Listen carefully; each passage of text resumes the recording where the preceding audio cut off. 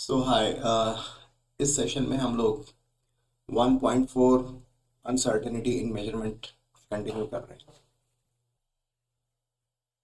Okay. तो before we start uncertainty in measurement, ये इस डायग्राम को देख लेते हैं। ये ये टेम्परेचर को मेजर करने के अलग अलग थर्मामीटर हैं और ये केल्विन स्केल है, ये डिग्री सेल्सियस स्केल है और ये फ़ारेनहाइट स्केल है। तो इसमें जैसे कि पता है कि 0 डिग्री सेल्सियस और 100 डिग्री सेल्सियस के बीच में 100 डिवीजन है। ठीक है। तो यानी कि केल्विन स्केल और सेल्सियस स्केल एक ही जैसे हैं। जिस तरीके से 1 डिग्री सेल्सियस या 1 डिग्री केल्विन के डिफरेंस को जितने गैप से जितने जितने गैप से रिप्रेजेंट किया जाता है वो बिल्कुल सेम है। यानी कि मान लिया कि 50 degree Kelvin to 55 degree Kelvin, तो यानी कि 5 डिग्री जो डिफरेंस आया वो इसी तरीके वो जो लेंथ होगी स्केल पे वो 50 डिग्री सेल्सियस और 55 डिग्री सेल्सियस टेम्परेचर के बीच में भी वो जो डिफरेंस है उसकी लेंथ उतनी ही होगी। तो जैसे कि मान लिया यहाँ पे ये 0 डिग्री केल्विन है और ये 50 था, और ये मान लिया ये 50 और ये 55। तो ये अगर लेंथ है, अगर एल है, तो यहाँ पे मान लिया 50 है तो ये 55, तो यहाँ पर भी लेंथ उतनी ही रहेगी। ठीक है, ये मैं कहना चाह रहा हूँ। लेकिन फ़ारेनहाइट स्केल में ऐसा नहीं है। 0 डिग्री सेल्सियस पर 32 डिग्री फ़ारेनहाइट है और 100 डिग्री सेल्सियस पे 212 डिग्री फ़ारेनहाइट है। यानी कि सेल्सियस स्केल पे जो 100 डिग्री सेल्सियस के जो पॉइंट्स हैं उनके बीच में जो 100 डिविजन्स हैं, वो फ़ारेनहाइट स्केल में 100 डिविजन्स जो हैं वो 180 डिविजन्स के इक्विवेलेंट होते हैं। हम्म। यानी कि फ़ारेनहाइट में आप जो मेजरमेंट करते हैं उसमें प्रिसीजन लेवल ज़्यादा होता है। हम्म। तो आप ज़्यादा जैसे कि ज़्यादा प्रिसीजन के साथ मेजरमेंट आप कर सकते हैं। आई होप आपको ये चीज़ें समझ में आई होंगी। प्रिसीजन, एक्यूरेसी, एरर, ये सारी बातें जो हैं हम लोग कमिंग टॉपिक्स में हम लोग पढ़ेंगे। तो uncertainty in measurement, many a times in the study of chemistry one has to deal with experimental data as well as theoretical calculation। तो theoretical calculations जो होती हैं, कुछ फार्मूला बेस्ड कैलकुलेशन में किया और फिर एक्सपेरिमेंट करते हैं तो उसमें जो डेटा आता है उसके बीच में डिफरेंस होता है। तो there are meaningful ways to handle the numbers conveniently. कई मीनिंगफुल वेज हैं जिसके थ्रू जो है इन नंबर्स को to handle the numbers conveniently.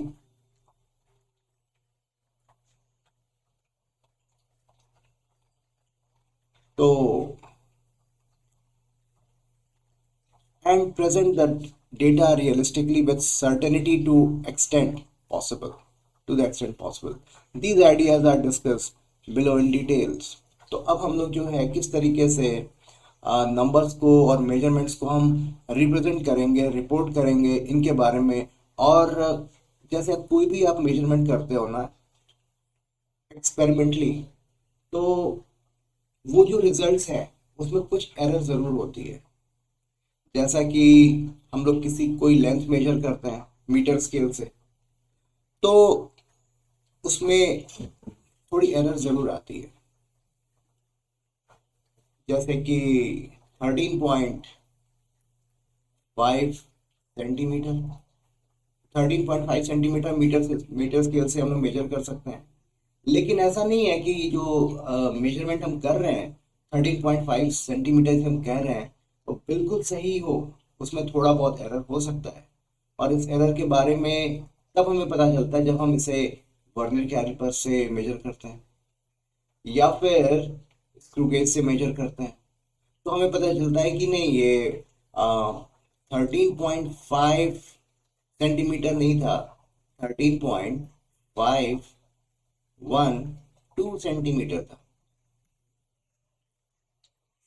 यानी कि इसका मतलब 1 to 5 के बाद जो 1 to पोर्शन है, यानी कि 012 सेंटीमीटर का जो मेजरमेंट था वो मीटर स्केल नहीं कर पा रहा है। क्यों? क्योंकि 13.5 के बाद 13.6 वो मेजर करेगा, तो 13.5 के बाद 13.512 वो मेजर नहीं कर सकता।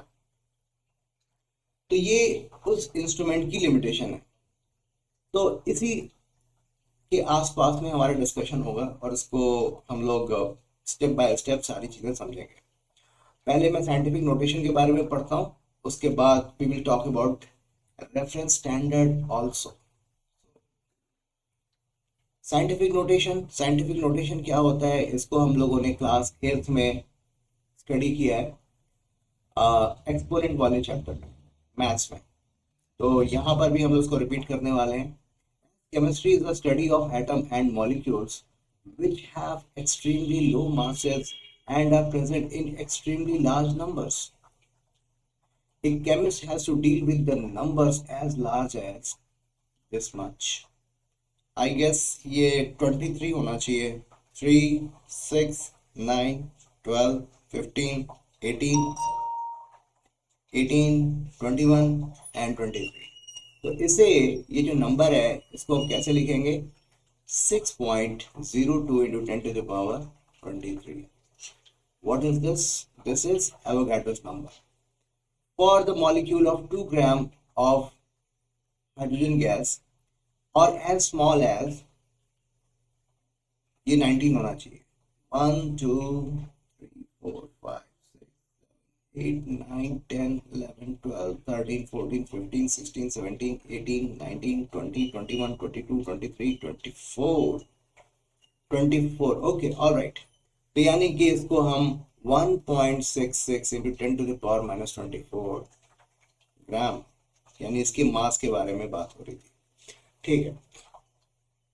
1.66 into 10 to power minus 24 gram, यानी कि बहुत ही लार्ज, बहुत नंबर्स या फिर बहुत ही स्मॉल नंबर्स के बारे में भी हमें डील करना होता है। तो ये जो हमारे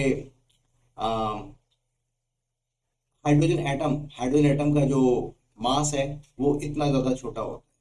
तो ये सारी चीजें एक केमिस्ट को डील करनी होती है। Similarly other constant such as Planck constant, speed of light, Boltzmann constant, ठीक है।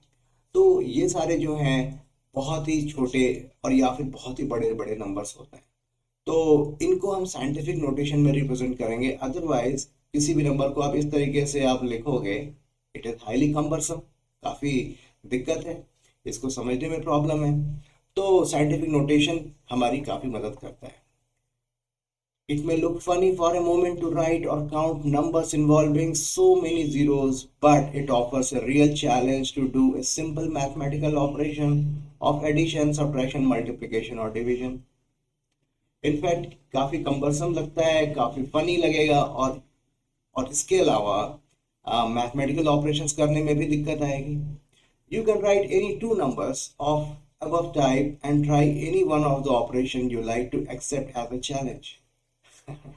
And then you will really appreciate the difficulty in handling such numbers. तो आप, मैं बताऊं कि पक्का कहीं ना कहीं गलतियां करोगे। तो इसलिए ये साइंटिफिक नोटेशंस में आप कन्वर्ट करो पहले, फिर उसके बाद मैथमेटिकल ऑपरेशंस करो। ये सारी चीज़ें हम लोग ये टॉपिक्स गो थ्रू करते हुए कुछ क्वेश्चन भी हम लोग सॉल्व करेंगे। This problem is solved by using scientific notation for such numbers. तो ये जो प्रॉब्लम है, साइंटिफिक नोटेशंस को यूज करते हुए इस प्रॉब्लम को हम लोग सॉल्व करते हैं। Exponential notation in which any number can be represented in the form n into 10 to the power n, जैसा कि मैंने ऊपर लिखा है, where n is an exponent having positive or negative values and n is a number called digit term which varies between 1.00 and 9.99. तो इस तरीके से, क्योंकि ये सारी बातें हम लोग क्लास 8 स्टैंडर्ड में ही पढ़ चुके हैं, तो इसलिए मैंने डायरेक्ट लिख दिया। लेकिन एनसीईआरटी ने ये सारी बातें they are under the assumption कि हो सकता है कि आपसे मिस हो गया हो, तो उन्होंने फिर से आपको लिख करके समझाया है। तो इस तरीके से हम लोग 232.508 को कैसे लिखेंगे? डेसिमल यहाँ से 2 पॉइंट खसक जाएगा और 2.32508 इंटू 10⁻² हो जाएगा। This is scientific notation. Note that while writing it, the decimal has to be moved to the left by 2 places, and same is the exponent 2 of 10 in the scientific notation. Similarly, 0.00016 can be written as, ये decimal यहाँ पर लेके आएंगे तो कितने point खसका? 1 2 3 4, तो कितना हो गया? 1.6 into 10⁻⁻4. Here the decimal has to be moved 4 places to the right, and -4 is the exponent in the scientific notation. ठीक है, तो ये सारी जानकारी हमारे पास पहले से है. While performing mathematical operations on numbers expressed in scientific notation, the following points are to be kept in mind. ठीक है, तो मल्टीप्लिकेशन एंड डिविजन्स मैं आपको सिखाता हूँ, कोई प्रॉब्लम नहीं है. इससे before doing that, let's go through this part. Reference standard. Reference standards जो हैं जैसे कि मीटर, किलोग्राम और ये सारे, तो इनके बारे में हम यहाँ पर बात करने वाले हैं. तो एक स्टैंडर्ड वैल्यू, ठीक है, एक जगह पर रख दी गई है और उसी को स्टैंडर्ड मानते हुए बाकी सारे लोग उसको कॉपी करते हैं. तो after defining a unit of measurement such as kilogram और metre, scientist agreed on the reference standard. उन्होंने एक रेफरेंस स्टैंडर्ड, उसी को रेफर करेंगे, एक स्टैंडर्ड बना लिया और उन्होंने इस बात पर एग्री हो गए कि पूरी दुनिया में उसी रेफरेंस को फॉलो किया जाएगा. That make it possible to calibrate all measuring devices, और सारी मेजरिंग डिवाइसेस को उस स्टैंडर्ड के हिसाब से कैलिब्रेट किया जाएगा. ठीक है, और जैसे अगर उसमें कुछ भी एरर है तो उसी के हिसाब से हमें उसमें चेंजेस करने होंगे ताकि बिल्कुल रेफरेंस स्टैंडर्ड के इक्विवेलेंट हो जाए. For getting reliable measurement, all devices such as metre sticks, analytical balances, metre stick मतलब जिससे लेंथ मेजर करेंगे, analytical balances has been calibrated by their manufacturers to give correct reading. तो उनके पास वो एक एग्जैक्ट डेटा है, एग्जैक्ट मेजरमेंट है, उसी उसी के इक्विवेलेंट वो इसको इंस्ट्रूमेंट को कैलिब्रेट करते हैं, उसे मतलब प्रिसाइजली उसको वो उस इंस्ट्रूमेंट को बनाते हैं. However, each of these devices is standardized. उसको स्टैंडर्डाइज करना or calibrated against some reference. The mass standard is the kilogram since 1889. तो मास स्टैंडर्ड को जो है, जो किलोग्राम है, तो एक वेट पेरिस में रख दिया गया है. It has been defined as mass of the platinum iridium cylinder. एक ऐसा सिलेंडर है जिसका वेट 1 किलोग्राम है. प्लेटिनम इरिडियम एक ऐसे मेटल्स हैं जो कि रिएक्ट नहीं करते, तो काफ़ी लंबे समय तक इनमें कहीं किसी भी तरीके का डिके नहीं होगा. तो एक ऐसा cylinder that is stored in an air tight jar in International Bureau of Weight and Measures in Sevres France. तो फ्रांस में इसको रखा गया है. Platinum iridium was chosen for the standard because इसमें रिएक्ट नहीं करेंगे, रेजिस्टेंट टू केमिकल अटैक होते हैं, तो मास जो है लंबे समय तक चेंज नहीं होगा. ठीक है, बिल्कुल बात समझ में आई. इसी तरीके से but scientist are in search of new standard for mass. तो आजकल साइंटिस्ट उनको दे आर नॉट सेटिस्फाइड और वो एक नए स्टैंडर्ड की तलाश में है. This is being attempted through accurate determination of Avogadro's number. और इस तरीके से उनकी कोशिश है कि एवोगैड्रो कांस्टेंट को बहुत ही एक्यूरेट तरीके से मेजर किया जा सके। Work on this new standard focuses on the way to measure accurately the number of as atoms in as well as mass of defined well defined mass of sample। तो यानी कि अगर मुझे पता है कि एक्यूरेटली कितने नंबर ऑफ मॉलिक्यूल्स हैं या फिर एटम्स हैं और उनका वेट हमें पता है, तो डिफाइंड बहुत ही वेल डिफाइंड मास हम फाइंड आउट कर पाएंगे। यानी माइक्रो लेवल पे जो मेजरमेंट्स हैं उसको और ज़्यादा सही तरीके से वो मेजर करना चाहते हैं। तो अच्छा, एक और बात मैं ऐड करूँ, ये सारी बातें जो है it is just for sake of information, ठीक है। एग्जाम के पर्सपेक्टिव से उतना इम्पोर्टेंट तो नहीं है, लेकिन हाँ आपकी नॉलेज के लिए ज़रूरी है। One such method which uses X-ray to determine the atomic density of a crystal is ultra pure silicon. Ultra pure silicon has an accuracy of 1 part in 1 million, ठीक है, लेकिन इसको अभी तक अडॉप्ट नहीं किया जा सका। There are other methods, but none of them are presently adequate to replace platinum iridium cylinder. और भी कई मेथड्स उन्होंने डिवाइस किए हैं, सोचे हैं, प्लान किया है, लेकिन अभी तक उसको प्लेटिनम इरिडियम सिलेंडर को रिप्लेस नहीं किया जा सका। इस बात की उम्मीद है कि इस डिकेड में हम लोग कुछ ना कुछ चेंजेस करेंगे। जब चेंजेस करेंगे तो एनसीईआरटी उसको अपडेट कर देगा। The meter was originally defined as the length between two marks on platinum iridium bar kept at a temperature of 0 degree Celsius. Again, platinum iridium bar यानी एक स्केल रहेगी, 2 पॉइंट्स के बीच की लेंथ को वो 1 मीटर से उन्होंने प्रेजेंट किया है। इस तरीके से एक स्केल रखा हुआ है वहां पे काफी लंबे समय से।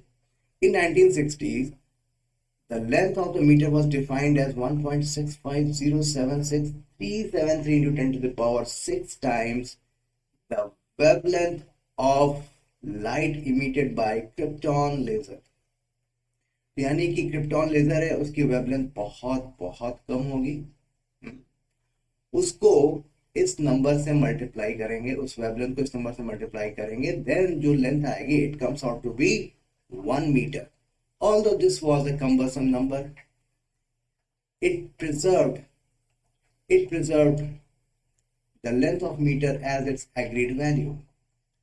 The meter was redefined in 1983. 1983 में फिर से मीटर को redefine किया गया by CGPM as the length of the path traveled by light in vacuum during a time interval of this much second.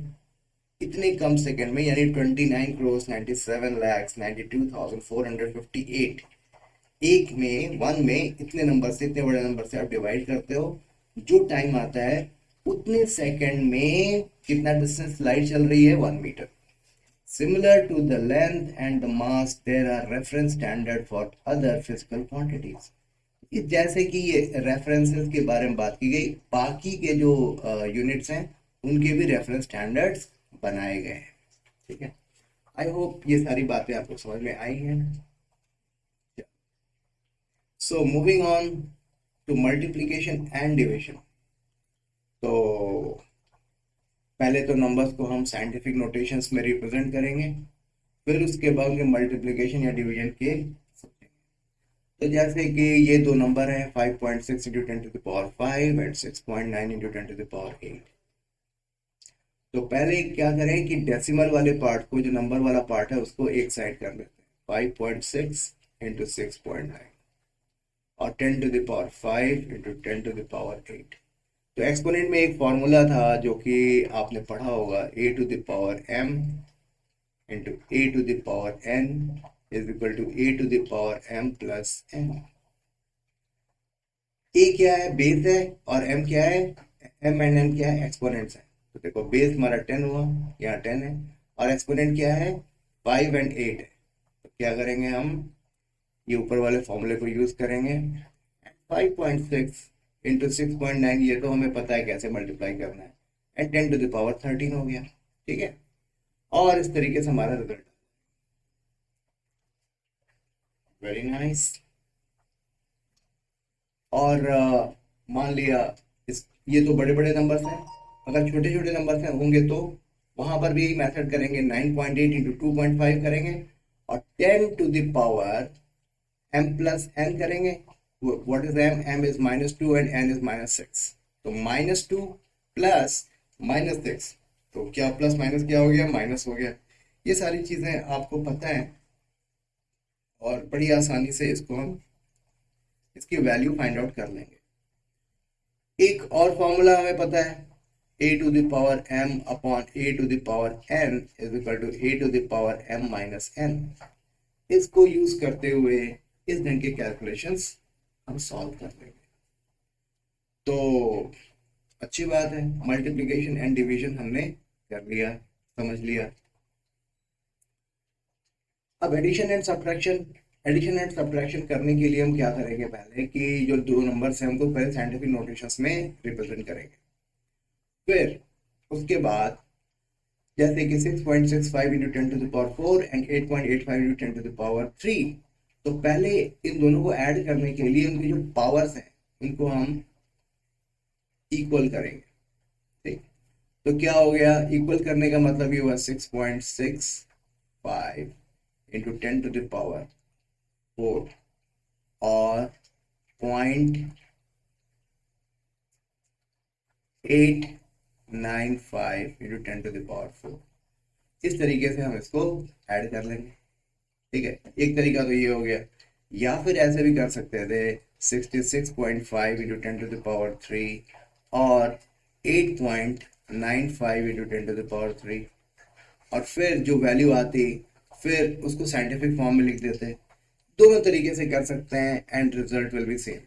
ठीक है, सब्ट्रैक्शन में भी वही काम करेंगे, ये जो पावर्स हैं उनको हम बराबर पहले करेंगे और उसके बाद सब्ट्रैक्शन करेंगे। अगर पावर्स बराबर नहीं होंगे तो रिजल्ट आपका सही नहीं आएगा। इतनी बात समझ में आई? Very nice. तो इस तरीके से हमने साइंटिफिक नोटेशन हमने कर लिया और उसको समझ लिया अच्छे से, और साइंटिफिक नोटेशन को यूज करते हुए एडिशन, सब्ट्रैक्शन, मल्टीप्लिकेशन, डिवीजन किया।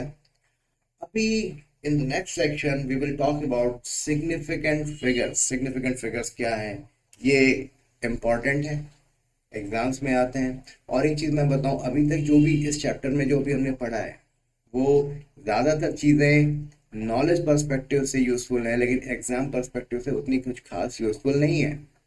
लेकिन ये सिग्निफिकेंट फिगर्स जो है ना, वो एग्जाम में आता है, कॉम्पिटिटिव एग्जाम्स में आता है, तो उसको हम अच्छे से करते हैं। ठीक है, चलो ऑल राइट। सो अभी इस बार इस टॉपिक के लिए इतना ही रखते हैं, और सिग्निफिकेंट फिगर को जो है मैं डिटेल में नेक्स्ट वीडियो में समझाता हूँ। तो थैंक यू।